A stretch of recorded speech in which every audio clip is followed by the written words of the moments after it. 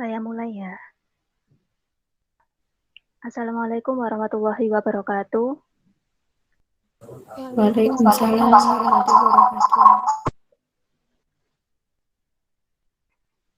Selamat pagi. Bagaimana kabarnya teman-teman semua? Alhamdulillah baik. Alhamdulillah baik. Alhamdulillah. Kalau semua baik, kita bisa mengikuti kegiatan pembelajaran pada hari ini. Nah, sebelumnya, mari kita mulai kegiatan pembelajaran pada hari ini dengan bacaan doa sesuai dengan kepercayaan masing-masing. Berdoa dipersilakan.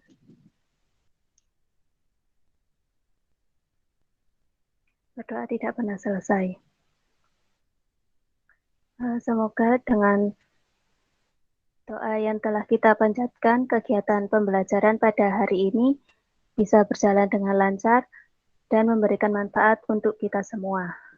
Amin.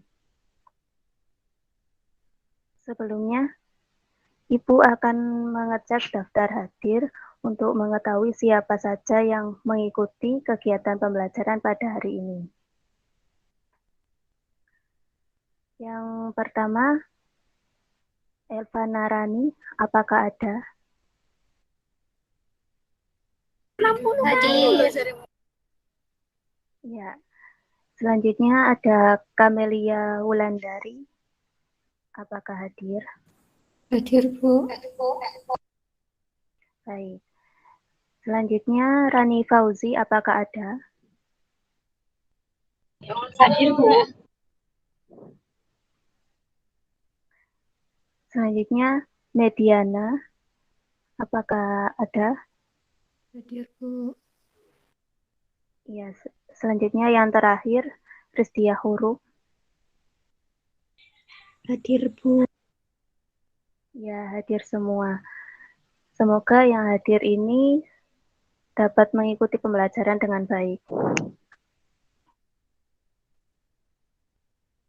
Sebelumnya Ibu mau share screen dulu ya.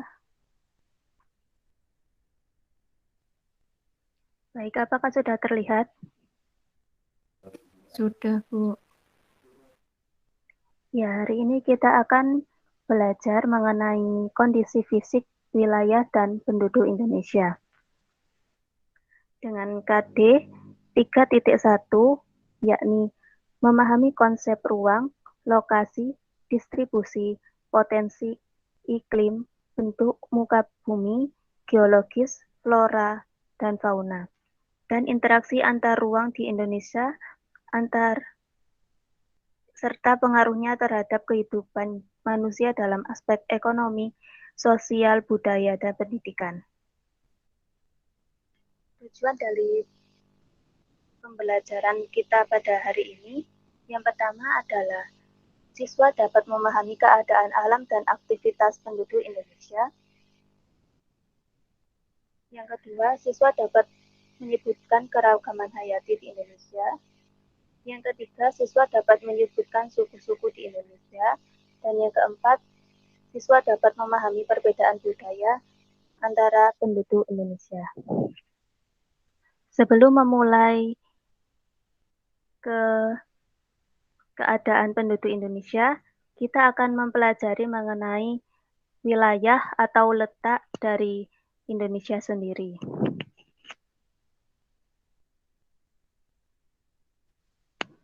Letak Indonesia sendiri terbagi menjadi 3, yakni letak geografis, letak astronomis, dan letak geografis.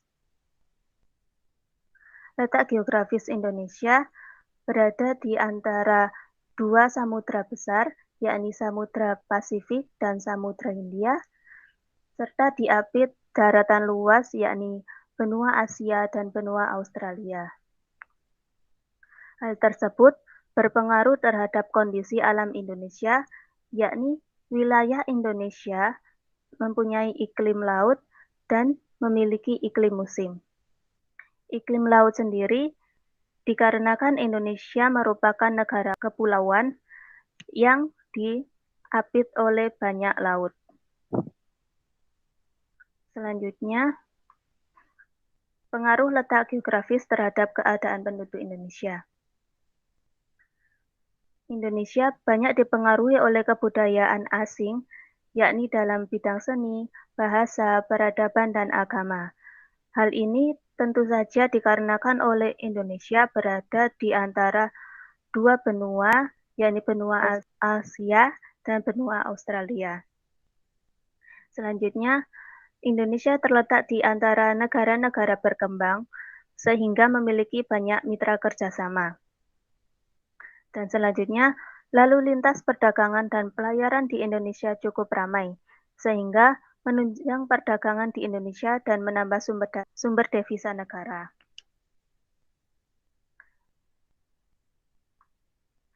Selanjutnya ada pengaruh letak astronomis Indonesia. Wilayah Indonesia sendiri paling utara adalah Pulau W di Nanggroe Aceh Darussalam yang berada di 6 derajat lintang utara. Wilayah Indonesia paling selatan ada di Pulau Rote di Nusa Tenggara Timur yang berada pada 11 derajat lintang selatan. Wilayah Indonesia paling barat adalah di ujung utara Pulau Sumatera yang berada pada 95 derajat bujur timur.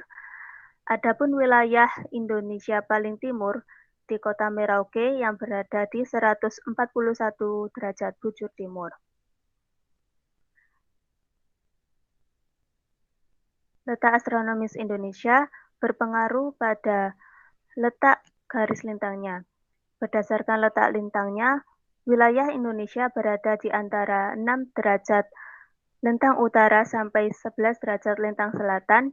Hal ini menyebabkan Indonesia beriklim tropis, dengan ciri-ciri memiliki curah hujan yang tinggi, memiliki hutan tropis yang luas, dan memiliki nilai ekonomis yang tinggi.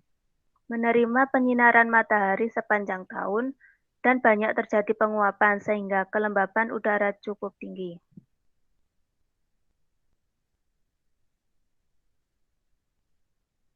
Selanjutnya ada garis bujur.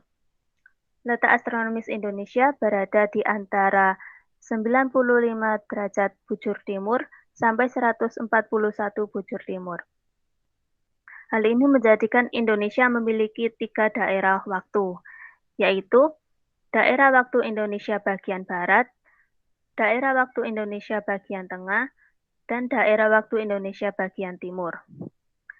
Nah, di sini ditunjukkan dalam sebuah gambar.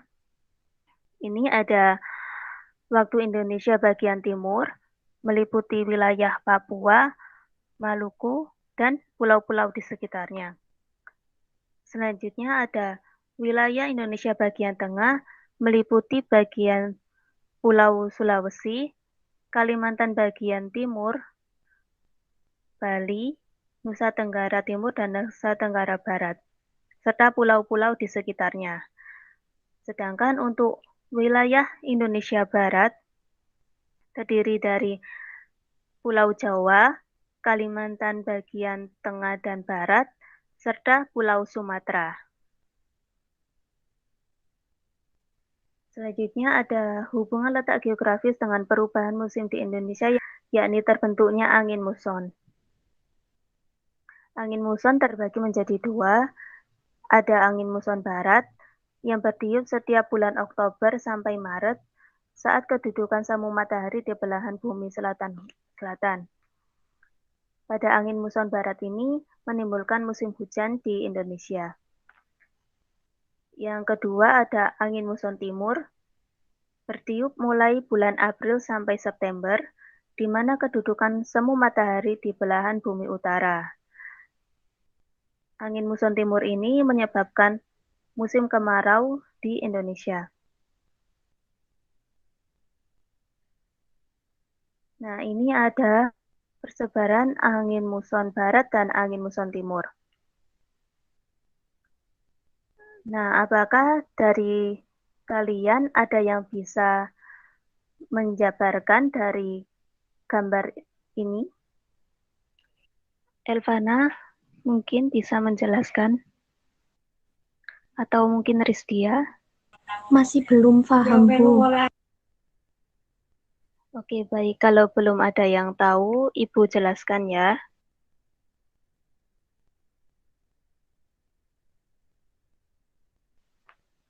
Jadi, angin muson barat ini bertiup dari samudra. Angin bergerak dari samudra ini menuju ke benua di sini.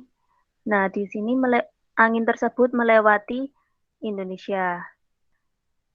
Angin tersebut membawa banyak uap air dari samudra, sehingga uap air tersebut turun di Indonesia dan menyebabkan musim hujan. Sebaliknya, pada angin muson timur, angin bergerak dari benua menuju ke samudra di sini, melewati Indonesia.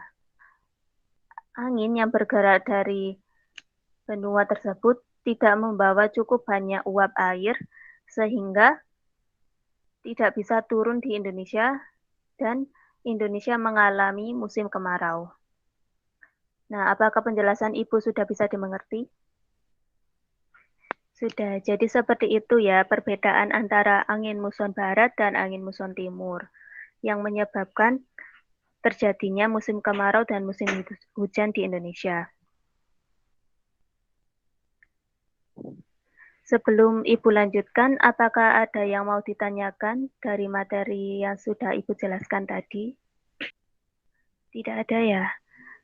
Untuk mempersingkat waktu, langsung saja Ibu lanjutkan. Di sini ada persebaran flora dan fauna di Indonesia. Banyak faktor yang mempengaruhi persebaran flora dan fauna di Indonesia. Yang pertama ada faktor bentang alam atau relief tanah. Yang kedua ada faktor manusia. Yang ketiga ada faktor iklim, mencakup curah hujan, temperatur udara, angin, dan kelembaban udara. Yang keempat ada faktor tanah. Persebaran flora di Indonesia. Beberapa jenis tumbuhan ada yang bersifat endemik, yaitu jenis tumbuhan yang hanya terdapat di Indonesia. Tumbuhan di Indonesia yang juga menunjukkan gejala cauliflora, yaitu adanya bunga dan buah pada batang, dahan, dan serta tidak pada pucuknya. Misalnya ada belimbing, durian, nangka, dan duku. Untuk persebaran fauna di Indonesia sendiri terbagi menjadi 3. Ada kelompok fauna asiatis, kemudian ada kelompok fauna australis asiatis atau kelompok tengah, dan kelompok fauna australis, yakni kelompok timur. Kita jelaskan masing-masing. Yang pertama ada kelompok fauna asiatis, yakni kelompok barat, adalah hewan yang berada di wilayah Sumatera, Kalimantan Barat, Jawa, dan Bali.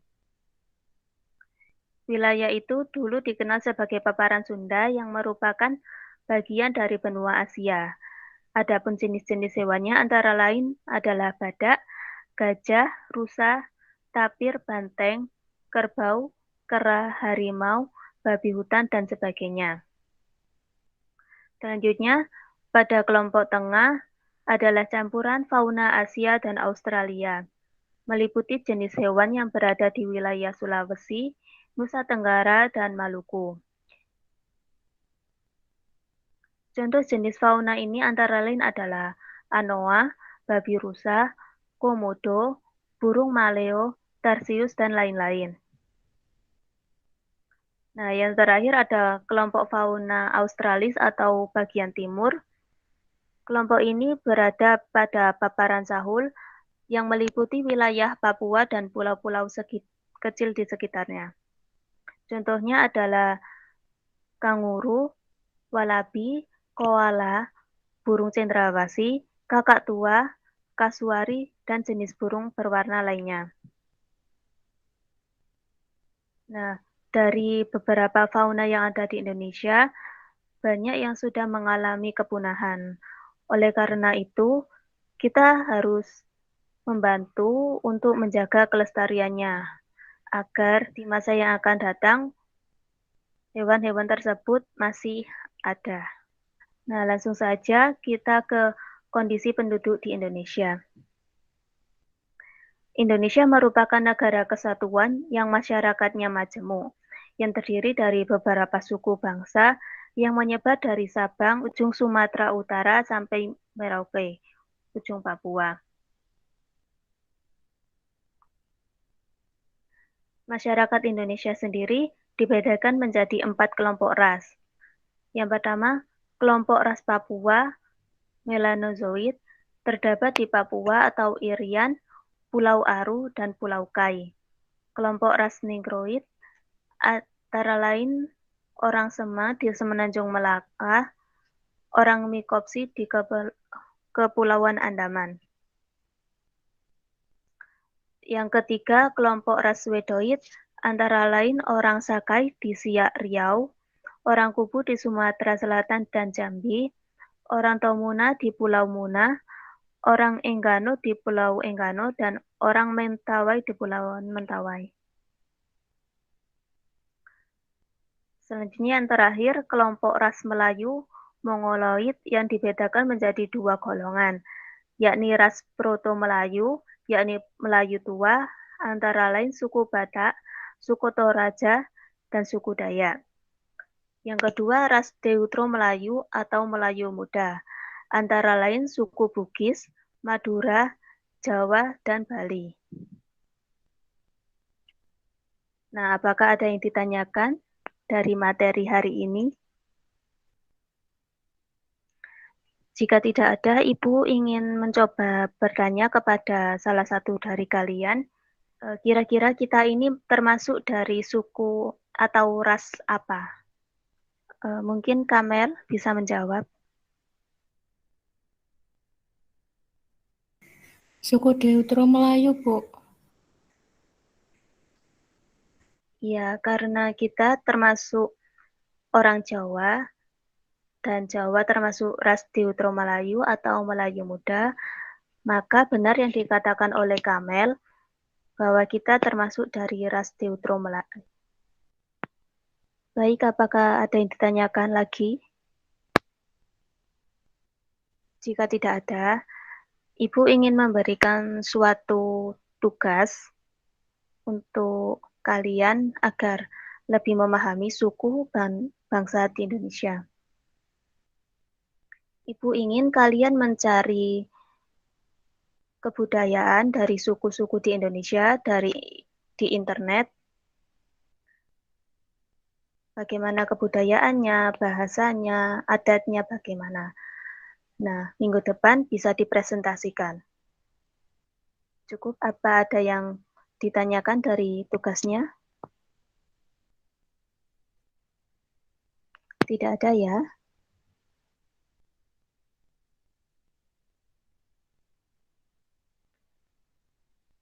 Jika tidak ada, pembelajaran kita pada hari ini Ibu cukupkan sampai di sini. Jangan lupa belajar dan jangan lupa untuk selalu menjaga kesehatan. Tetap semangat. Ibu akhiri. Wassalamualaikum warahmatullahi wabarakatuh.